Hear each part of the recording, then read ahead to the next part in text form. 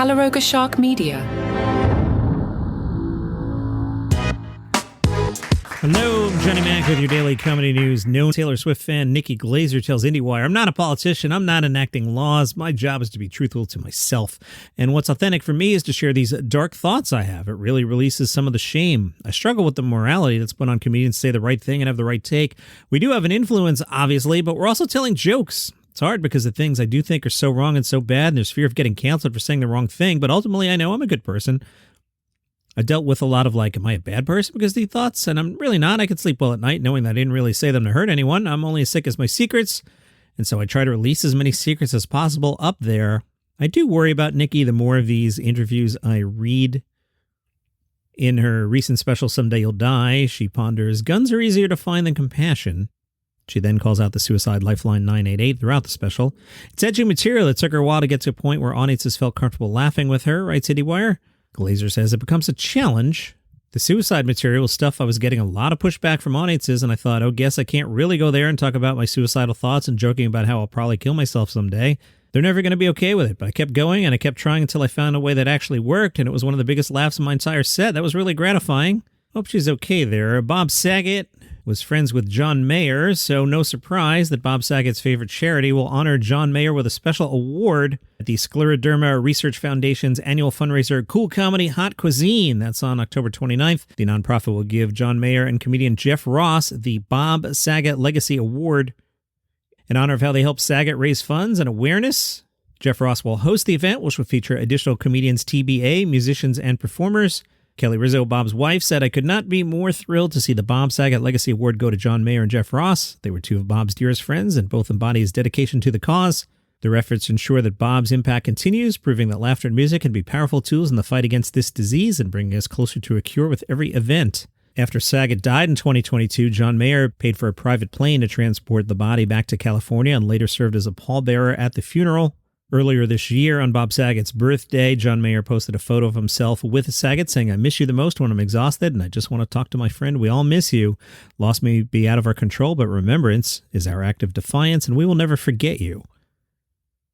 Zarna Garg got into comedy because of her teenage daughter. After all, mom told funny stories. How hard could it be? Zarna jumped on stage in 2019. She'd never been inside a comedy club before then. Her children convinced her she was funny.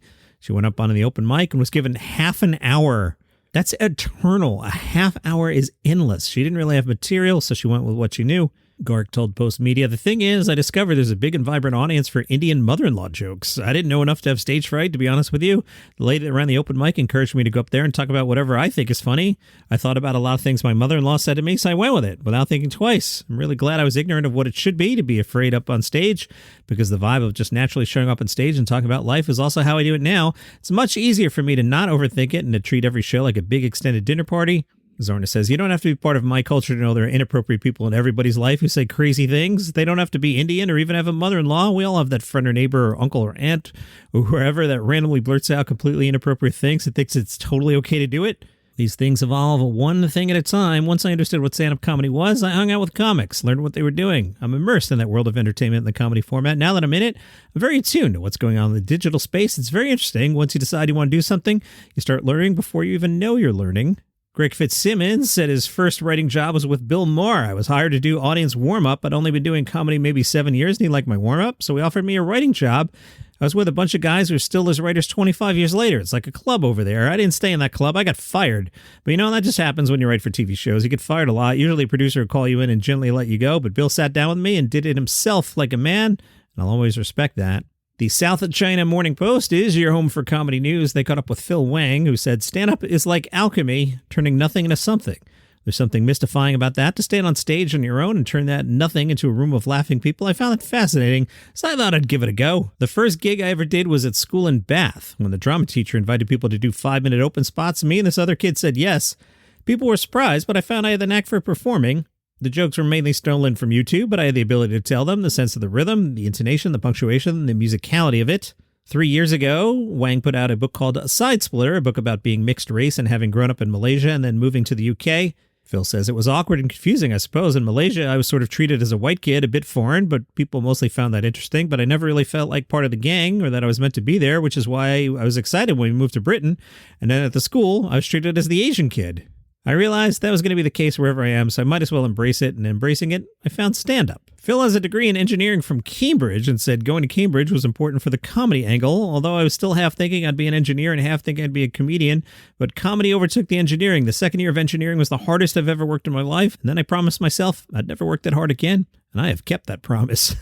Dane Cook, how has your comedy changed over the years? That was a question from Boston.com, and Dane said, well, anytime it starts to change, I go back to Boston and fix it to get right back to exactly what I'm supposed to be doing in the first place. I'm a cut-up. I'm supposed to say the thing that's wrong. I have to remind myself of that. What about cancel culture? After all, this is an interview with a comedian. You got to ask about that. He says, I don't pay attention. I don't care. When Dave Chappelle spoke his mind on his Netflix special, or Shane Gillis got canned from SNL, they made a comeback. The Tom Brady roast, I never laughed so much in my life. I kept saying, I can't believe this is live. Comedy's back right now. Right now. And they'll never take it away from us again because enough comics have gone through the ringer of people dissecting their bits. Judging an excerpt of a comedy routine is like trying to defend somebody for a crime, but you're only allowed to use a tenth of the evidence. With an excerpt, it's impossible to know where somebody's heart and soul is. There'll still be comedians who misstep, but as far as silencing or tampering with the freedom of speech of comics, that's over.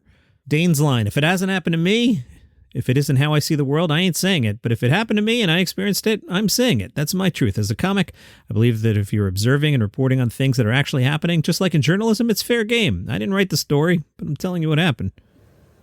New Arab caught up with Dave Merheje.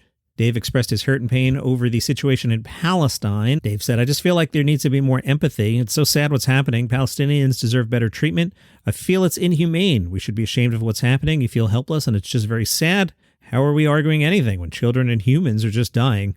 The conversation talked to Dave being cast in the 2023 film Sometimes I Think About Dying, and Dave said, it's always great to be, cast or looked at for your skill set. I mean, for me to play many different types of roles and tell different types of stories, I think it's something I've always wanted to do. I don't necessarily have to play a Middle Eastern person all the time.